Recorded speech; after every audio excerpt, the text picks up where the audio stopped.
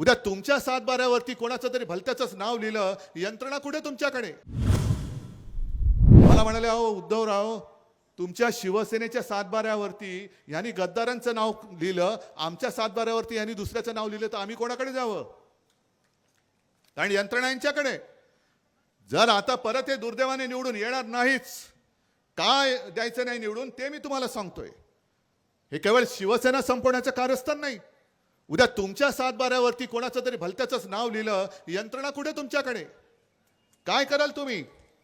रस्त्यावरती उतरा रस्त्यावर. अरे मेलात तरी चालेल, तुम्ही जगा किंवा मरा, पण मला पंतप्रधान करा.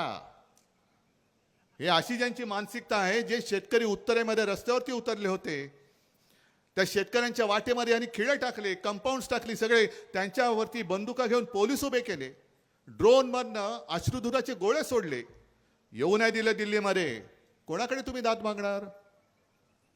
मागू शकता दाद? सगळे दरवाजे तुमचे बंद झाल्यानंतर तुमच्या सातबाऱ्यावरती गद्दारांचं नाव लिहिलं, तर महाराष्ट्राच्या सातबाऱ्यावरती कोणाचं नाव देतील ते? महाराष्ट्राचा सातबारा हा त्यांच्या बापाच्या मालकीचा नाही, तो माझ्या या शेतकऱ्याच्या मालकीचा आहे. देश विदेशातील प्रत्येक घडामोडींचे लाईव्ह अपडेट मिळवण्यासाठी आता साम टीव्हीच्या सर्व सोशल मीडिया प्लॅटफॉर्मला लाईक, फॉलो आणि सबस्क्राईब करा.